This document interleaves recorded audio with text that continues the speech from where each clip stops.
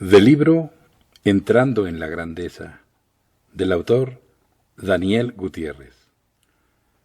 Capítulo 2. Puedes correr, pero no puedes esconderte. Puedes escoger tu corazón o puedes rendirte a esa voz insidiosa en tu corazón que te dice no puedo. Daniel Gutiérrez. Esa cerveza que tomé en el estacionamiento de la tienda de bebidas fue la primera de muchas, y mi vida tomaría un cambio polar en los próximos años. No había duda, no me quedé en la Howard Pine University. Decidí dejar Howard Pine University porque había perdido la fe en la idea de seguir a Dios como carrera. En ese punto yo simplemente no quería tener nada que hacer con Dios, para nada. Le di la espalda. Hasta entonces había sido un chico que iba a la iglesia, temeroso de Dios, que no bebía, no salía con chicas y aburrido. Ahora me había propuesto divertirme. No sería hasta mucho más tarde que aprendería la verdad acerca de la espiritualidad y de mi relación personal con Dios. Por ahora quería experimentar las cosas que había rechazado antes. Me salí y me inscribí en la North Texas State University en Danton. Y como un niño en una tienda de dulces sin reglas, me volví salvaje. En retrospectiva, me doy cuenta de que lo que estaba buscando desesperadamente era validación, de la forma en que viniese. No tenía idea que la validación viene de dentro. Me decidí por la North Texas State University porque tenía el mejor departamento de arte del estado. Ese sería mi nuevo enfoque y me traería diferentes personas, diferentes lugares y diferentes situaciones. Estuve expuesto a un mundo completamente distinto. En lo que antes había estado rodeado de lo que pensé que sería moralidad y estabilidad, en la Howard Pine University estaba de pronto rodeado de tentaciones. Un hombre joven, saludable, apreciaba a las mujeres jóvenes y saludables mucho. Por primera vez estaba expuesto a fiestas, fraternidades, cerveza, cigarros, drogas y una actitud general de somos jóvenes, somos indestructibles y vamos a rabiar toda la noche, cada noche. Terry Cooper, que era un compañero de colegio, se hizo mi compañero de habitación. Me presentó a gente cool, adicta a la cocaína. La primera vez que vi a Terry rodeado de chicas lindas, aspirando líneas de poder en una mesa, me resistí. Pero no pasó mucho antes que mi curiosidad fuese picada y con algo tan insidioso como la coca, la primera vez nunca es la última. Pronto se convirtió en mi forma de vida. Estaba tomando y aspirando coca diariamente. Me gustaba la forma en que me hacía sentir. Me daba esa confianza de todopoderoso. Me hacía sentir feliz y me daba la habilidad de socializar con los grandes hombres del campus y sus enamoradas. Al principio nunca se me ocurrió que todo era falso. Mi cuerpo era un joven y lo suficientemente fuerte para sobrellevar todo el desgaste. Las drogas son tan poderosas, especialmente la cocaína, y estaba en una ciénaga de negación. Yo activamente empujé la culpa, el miedo, mi padrastro y mi propia seguridad a las más lejanas esquinas de mi mente. Las emociones y el pensamiento que me tumbaban eran descartados como la basura. Incluso Terry cuestionó mi prolífico uso de drogas y se mudó. Como dice el dicho, fui a una fiesta y no regresé en meses. En la superficie todo parecía estar funcionando a mi favor, lo cual justificaba mis vicios. Todos tienen un vicio y yo había nacido con una personalidad que atraía a la gente hacia mí. Aunque había sido un chico tímido y raro, atormentado por incidentes terribles y voces, siempre había sido fácil para sonreír. La gente había salido de su camino en muchas ocasiones por mí. Reconocí esta característica como una poderosa para cuando llegue a la universidad. Era mi decisión pensar cómo la iba a usar. Usé mi personalidad para obtener casi cualquier cosa que quisiese, sea chicas, droga, favores y oportunidades. También tenía pasión. Siempre había tenido un fuego dentro y se ponía caliente cuando me interesaba algo. Ponía todo lo que tenía en ello con la fuerza de un volcán en erupción. Sin embargo, algo de lo que carecía era identidad. Desde el momento en que entré a la escuela inicial, nunca hice mi asociación con mis raíces. ¿Era americano? ¿Era latino? ¿Me importaba? Había crecido en un pueblo predominantemente blanco y había tenido muy poca exposición a la cultura mexicana y a la gente. Como muchos mexicanos americanos, especialmente en esa época, asimilé la cultura que me rodeaba. Quería encajar con todo lo demás. Asistía a una escuela principalmente blanca, y la Asociación Mexicana en el campus me alentó a que postulase a la posición en representación de su grupo. Simplemente no les respondí. No tenía entendimiento real de cuál sería mi rol, qué estaría defendiendo, y no estaba interesado en esa época en aprender. En lugar de ello, empecé a pensar fuera de la caja. Cuando la oportunidad vino de postular a la oficina de jóvenes republicanos del North Texas, yo salté hacia ella. Me uní al grupo más por rebelión que por otra razón. Parte de nueva filosofía era hacer la oposición a todo lo que se esperase de mí. Obviamente, hubiera tenido sentido que apoye las organizaciones de latinos en el campus, pero disfrutaba siendo controversial, me atraía más atención. Tan pronto como se me dijo que sería una idea loca ir en contra de la mayoría completamente, me puse en campaña y salí elegido presidente por una mayoría. Era una experiencia fantástica, una de las cosas positivas en las que tomé parte cuando estaba literalmente destruyendo mi cuerpo con drogas. Un gran punto de inflexión fue mi debate con Dick Armey, quien se convertiría en un influyente congresista. Yo sabía en ese momento que no quería ser particularmente político, pero sí veía mi futuro en algún tipo de liderazgo. Tenía suficiente visión para entender que lo que estaba haciendo ahí sería muy importante en mi futuro. Puse atención. Al mismo tiempo fui elegido presidente de mi clase de la fraternidad Delta Sigma Phi. Era tal honor tener esta oficina. Era una cosa de encabezar. Pasé mucho tiempo digiriendo que la gente respondía a mí también, mientras que a la vez mi voz interior me decía lo contrario, aunque poco a poco estaba empezando a perder ese terrible cinismo y derrotismo. Estoy seguro de que mucha gente no me hubiese creído si les hubiese dicho cómo me sentía realmente hacia mí. Vivía una paradoja. Por un lado, era un joven exitoso, enérgico, carismático. Por el otro, era un pequeño niño, perdido en una pesadilla, a punto de aplastar cualquier cosa buena que viniese en mi camino. Mi trabajo en los cursos iba muy bien. Tenía algo de talento como artista y realmente disfrutaba lo que hacía. La idea de crear siempre me pareció atractiva, aunque sabía que los artistas no hacían nada de dinero, pero no sabía entonces que si haces lo que te gusta, el dinero le sigue. Estaba estudiando diseño de interiores y tecnología industrial, principalmente porque había muchas chicas bonitas en el programa, pero también porque no estaba seguro de en qué campo debía concentrarme. En mi mente solo quería ser un artista. Otra vez era impaciente. Disfrutaba mi tiempo en clase, pero quería estar fuera, en el mundo, haciendo que las cosas pasen. La mayoría de mis compañeros y profesores me decían que no iba a obtener un trabajo porque no tenía experiencia o un portafolio. Estaba decidido, de modo que tomé las páginas amarillas y empecé a marcar y a usar mi personalidad. Llamé a docenas de empresas de diseño de interiores hasta que llegué a una mujer quien, después de oírme hablar por teléfono, me contrató ahí mismo. La firma se especializaba en alfombras, cortinas y tratamiento a muebles, y durante la conversación telefónica me dijo que tenía un trabajo bastante difícil que necesitaba que se haga. La reparación de una mesa con motivos egipcios con vidrio octogonal que valía $7,000. ¿Crees que podrías hacerlo?, me preguntó. Sin una duda respondí, claro, claramente tenía dificultades diciendo no a cualquier cosa. Me ofreció $100 la hora por hacer el trabajo. Tenía mi primer trabajo. En verdad no tenía idea de cómo reproducir imágenes en vídeo. No sabía siquiera qué tipo de pintura usar. Era un día feriado de Navidad, pero no fui a casa. El trabajo tenía que hacerse para el 1 de enero. Agonicé con él. Era extremadamente complejo y yo era un novato, pero uno bien determinado. Me tomé mi tiempo y trabajé meticulosamente, con frecuencia con gran frustración. Estaba aterrado con cada paso del proceso. Cuando eventualmente tuve el coraje de remover la capa del producto final, mi reacción fue de triunfo. El diseño había salido hermoso, era el más grande logro hasta aquí.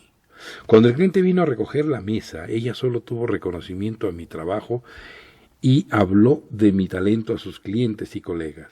Supe que le había hecho verse bien. Había creado un trabajo de arte para estar orgullosos de él, incluso cuando había empezado sin ninguna pista de cómo hacerlo. Me acuerdo que la señora Klein de la señora Klein en la secundaria. Puedes hacerlo, Dan. Sí, pude hacerlo. También empecé a practicar caminar el espacio. Por así decirlo, si iba a tomar mi lugar en el mundo, tenía que aprender a presentarme a mí mismo como un hombre de importancia. He aprendido que la gente te va a tomar tan en serio como tú merezcas ser tomado. Sabía que en la mayoría de los casos, si lograba tener una entrevista cara a cara con alguien, podía convencerlo de cualquier cosa. El señor Trammell Crown era el desarrollador de muchos edificios en Dallas. Yo había leído acerca de él en el periódico y en revistas de arquitectura antes. Se me pidió que haga un trabajo en su casa multimillonaria. La experiencia dejó una impresión duradera en mí. En mi vecindario había casas con puertas semiderruidas. En la casa de Crown tomaba a 2 personas solo abrir la puerta de enfrente. Cada habitación representaba una parte distinta del mundo, y el solar había pertenecido a la reina de Inglaterra. Había sido desmantelado y transportado en barco y reconstruido en su propiedad. La casa se había construido alrededor de él. El señor Crown se presentó a sí mismo ese día y me ofreció su mano, de manera que decidí hacerlo mejor ante esa oportunidad potencial.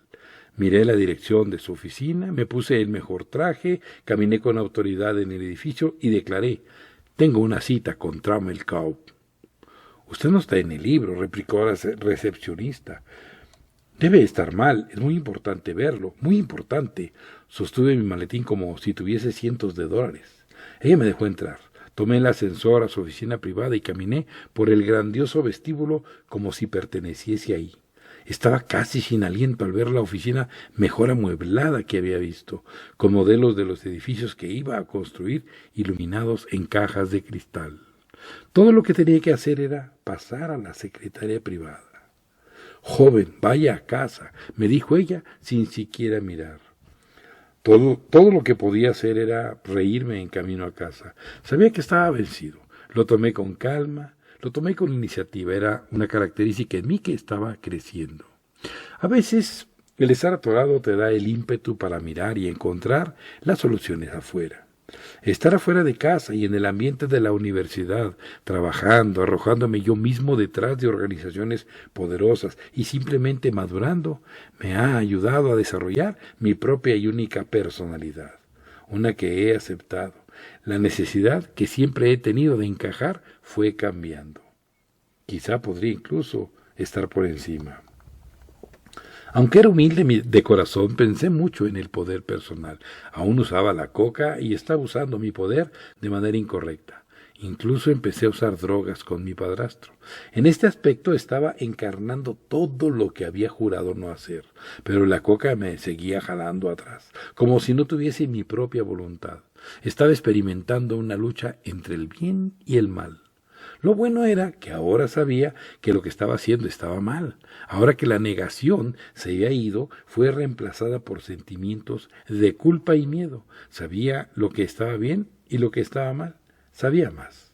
Por primera vez vi con claridad el lado oscuro de mí, que el lado oscuro de mí podía ser vencido por la tentación y que la cosa que seguía al poder de las drogas, mujeres, falsa adoración y estar elevado, eran emocionantes, pero eran peligrosos y elusivas también. Cuando un chico toma la decisión de involucrarse en drogas, yo puedo hasta el día de hoy simpatizar. El atractivo del dinero, poder y sexo pueden ser abrumadores. La verdad honesta es que las cosas placenteras pueden venir de raíces malignas. En cuanto a mujeres, había muchas alrededor cuando estaba usando coca. Tenía algo de efectivo y ropa bonita. Podía ser encantador y atractivo para estar conmigo. Sin embargo, una chica en particular, Julie, me hipnotizó desde el primer día. Ella solo tenía 17 años y yo tenía 22. La primera vez que la invité a salir, ella dijo no. de manera que la perseguí, lo cual era algo a lo que yo no estaba acostumbrado a hacer. Estaba saliendo con más chicas a la vez ese año de las que terminaría saliendo el resto de mi vida. Dentro de algunos meses, Julie y yo estábamos viviendo juntos. Ella era muy poderosa, la primera chica que realmente amé alguna vez. En 1989 nos casamos. Para mí, estar en una relación, ser capaz de compartir tu vida con alguien, tener a alguien a quien amar, era lo que yo siempre había querido.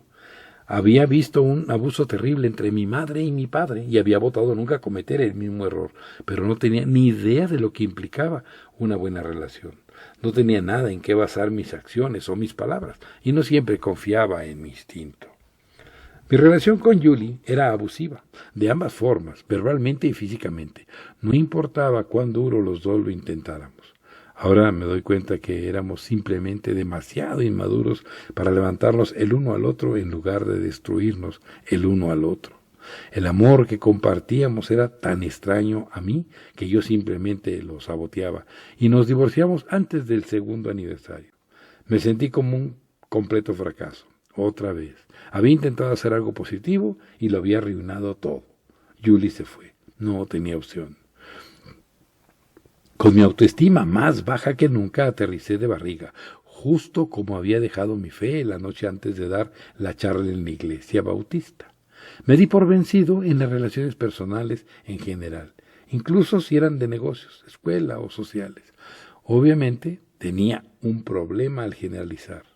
Si pintaba un cuadro con el que no estaba contento, entonces era una falla como pintor. Si tenía una mala experiencia con alguna persona, entonces toda la gente era una falla. Si tenía un problema en una relación con una mujer, nunca tendría una relación con nadie más. Nunca. La voz negativa regresó gritando.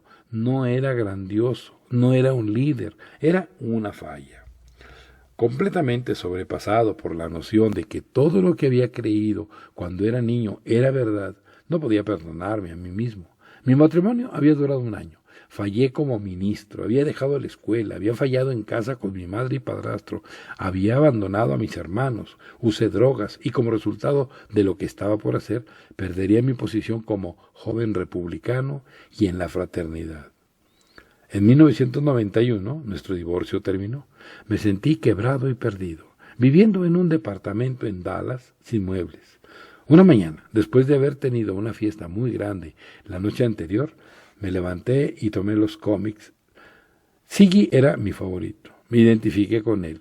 Como siempre estaba sorprendido por la sabiduría de los tontos cómics, solo, quebrado, asustado y con resaca, me reí fuerte por primera vez en semanas. Ziggy estaba viendo una pizarra con una gran X en ella. «Estás justo aquí», me decía señalando las letras, «y no tienes a quién culpar sino a ti mismo». Me golpeó justo en el corazón y me permitió ver algo de introspección, algo que había estado evitando por el trago y la negación.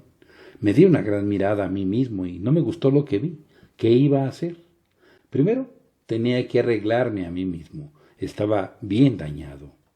Uno de mis profesores una vez me dijo, puedes correr, pero no esconderte. Cuando veo hacia atrás hoy, él tenía razón. Había pasado mi vida corriendo, había corrido de Dios, había corrido de la gente y estaba continuamente corriendo de mí mismo. En mi corazón era el niño pequeño que no sabía cómo coger el teléfono para salvar la vida de su madre. Era un fracaso total, y esto se manifestaba en la forma en que había saboteado cada oportunidad que había venido en mi camino. No confiaba, amaba, alentaba y aceptaba promesas de nadie. Siempre había querido ser el hombre más gustado, pero ahora estaba totalmente solo. Encontré difícil de creer que alguna vez la gente me había llamado un hombre de oración. Había trabajado duro para lograr 100 horas de créditos en la escuela, pero en mi año junior ya no podía pagar a la universidad y mis gastos. A pesar del hecho que pasaba más tiempo trabajando que estudiando, quería terminar la escuela. Sería el primero en mi familia en hacer eso. Sin ningún sistema de apoyo, sin dinero y sin ideas, sin embargo, me salí de la North Texas State University Si hubiera sabido de la miriada de becas y ayudas para latinos que hay, hubiera sido distinto. Yo no aceptaba mi herencia, nunca siquiera exploré tal posibilidad, nunca se me ocurrió. Algo dentro de mí quería desesperadamente tener éxito, pero venía del miedo al fracaso, no porque hubiese aceptado nada de mi grandeza. Temía ser pobre, temía el desempleo, temía perder mis oportunidades. No tenía herramientas de vida aún. No sabía cómo entrar en mis propios logros. Como lo había hecho antes, regresé a negar los dones con los que había sido bendecido. La única cosa en la que había tenido éxito alguna vez era el trabajo que hacía, de manera que decidí enfocar toda mi energía en ello. Habiendo probado algún éxito profesional, tenía hambre de más, especialmente del que venía con dinero. Un compañero que vivía al frente de mi casa era joyero. Después de un número de conversaciones casuales con él, quizá le daría un intento al negocio de los diamantes. Cuando era chico siempre había estado atraído por las piedras y las serpientes, las cuales cortaba y ponía en frascos de formol para horror de mi madre. No veía ninguna razón por la cual no pudiese abrir un pequeño negocio propio, vendiendo joyería de oro, mientras aprendía más acerca del negocio de los diamantes. Salté a mi nueva carrera con todo el vigor que podía tener y las palabras de Siggy en mente, y antes de mucho me estaba yendo muy bien, incluso para no tener una tienda. El resultado más fortuito de ello que vino fue que empecé a distanciarme de las drogas. Estaba muy ocupado, tenía que levantarme y hacer que las cosas ocurran, tenía que presentarme a mí mismo apropiadamente, mientras que veía a conocidos y amigos perderlo todo por las drogas. Yo me iba en la otra dirección. Era muy claro para mí que las drogas me costaban dinero, tiempo y energía. Mi uso de cocaína empezó a disminuir. Miro atrás a este hecho como un milagro. No era tanto como fuerza de voluntad, sino más bien como pérdida de interés, aunque aún disfrutaba bebiendo con mis amigos de la universidad. En vez de meterme en el abismo de las drogas, enfoqué mi energía en el negocio y en educarme a mí mismo. No pasó mucho tiempo antes de empezar a vender diamantes privadamente. No era fácil entrar en el negocio y a veces tenía que acudir a medios creativos para ir a donde necesitaba ir. No tenía dinero y tenía que construir una relación para tener éxito. Las redes de contacto eran cruciales para el éxito. Recibí el dato de algunos caballeros potencialmente útiles en el negocio de los diamantes, quienes tenían oficinas en el World Trade Center en Dallas. Hacer una cita por teléfono era imposible. Era un principiante sin credenciales y no tenían tiempo para mí. Como había hecho antes, pensé por fuera de la caja. Cuando la montaña no viene a Mohamed, Mohamed debe ir a la montaña. Yo sabía que si podía ver al hombre en persona, podría hacer alguna magia. Justo como había caminado al lobby del Trummer Crown, caminé en su lobby como si perteneciese ahí y me aproximé al guardia. En un falso acento del Medio Este y con mucha confianza, expliqué que tenía una cita en el piso 24. El guardia se creyó mi acto y, lo más importante, los comerciantes de diamantes encontraron razones para confiar en mí. Antes de mucho, estaba firmando por decenas de miles de dólares en venta de diamantes. Conocí a un tipo que tenía muchos amigos que jugaban por los Dallas Cowboys de Texas. Era lo suficientemente generoso para presentarme a algunos de los miembros del equipo y empecé a venderles privadamente. En un punto tuve una fiesta con $1 millón en joyas en una casa privada, de manera que los jugadores podían comprar sin ser molestados por los fans. Cuando dependía de ellos, sabía que podía usar mi personalidad para hacer que las cosas pasen, no de una manera manipuladora, pero exudando confianza y determinación. No pasó mucho antes que mis sueños fuesen detenidos por las leyes del mercado libre. Pronto, antes que mi negocio empezara a despegar, del mismo modo lo hicieron los mercados. Ambos, el oro y los diamantes, subieron hasta el cielo en demanda, y un pobre tipo como yo no podía competir con las grandes cadenas en el precio. Mi negocio se desplomó y me di cuenta de la necesidad de unirme a la competencia. Fui a trabajar a una cadena de joyerías, Barry's, y me convertí en uno de sus mejores productores. Me di cuenta de la necesidad de más estructura en mi vida y pensé que un trabajo estable me llevaría en la dirección adecuada. Empecé como un simple vendedor, pero antes de mucho me promovieron a gerente. Con toda honestidad, como gerente era un tirano. Trabajar para mí era muy difícil porque estaba obsesionado con los resultados, no en la comunicación de humano a humano. Gritaba, arrojaba papeles, no tenía control. Aún así, siempre era capaz de elevar la línea de base. En retrospectiva me di cuenta de que estaba manejando a la gente de la manera que había visto en la televisión. Los jefes de la televisión siempre actúan el drama. No me gusta admitirlo ahora, pero tener poder sobre la gente, sin importar los medios, me hacía sentir bien. Perversamente era un método de liberar toda la rabia y frustración acumulada por tantos años. Barris me dio la peor tienda en el distrito, una que se estaban preparando para cerrar. Yo los convencí de que podía cambiarlo. En el lapso de un año mi equipo y yo la transformamos en la mejor tienda del distrito. Estábamos haciendo tanto dinero que los dueños me dieron la libertad de redecorarla como yo quisiera, la cual estaba en un barrio predominantemente negro en el sur de Dallas. El crimen era alto y durante los feriados de Navidad la policía se veía obligada a abrir una estación de policía en el lobby del centro comercial. Había policías en el techo, en el estacionamiento, a caballo y en helicópteros volando en círculos. A mí me importaba construir relaciones con la clientela, de manera que los traté como trataría a clientes de Beverly Hills.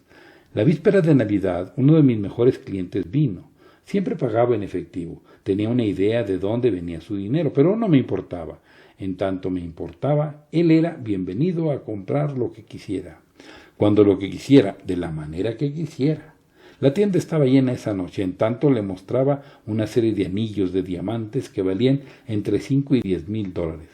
De pronto, él se paró y una pistola semiautomática sacó de su casaca al piso. Todos se congelaron, pero yo me mantuve calmado. Bob, le dije, recoge tu arma y sal de aquí. No quiero llamar a la policía. Él tranquilamente hizo caso y salió. Mi gerente y los otros clientes estaban helados, pero agradecidos que me mantuviese calmado y que dejé el negocio en lugar de ponerlo en peligro. Un vendedor de Chicago solía venir a la tienda en una limusina manejada por chofer a vender diamantes. Lo admiraba por lo que tenía y lo que representaba. Durante un viaje me invitó a cenar. Creo que la cuenta por los dos era como de $200. Estaba muy impresionado. Antes de dejarme esa noche le pregunté algo. ¿Cómo puedo hacer para tener lo que tú tienes? Él se rió fuertemente. Hijo, me gusta tu estilo, pero no esperes nada hasta que estés al menos en tus 30 o 40. Eso no era lo que quería escuchar. A pesar del éxito de la tienda, mis problemas internos continuaron sin dar tregua. De una manera extraña, mi habilidad para vender y manejar a la gente casi alimentaba mi furia. Era napoleónico, pero tenía resultados. Luego lo impensable ocurrió. Me enteré de que era desechable. Estaba pensando que después de los resultados obtenidos para la compañía, que ellos nunca me mostrarían la puerta.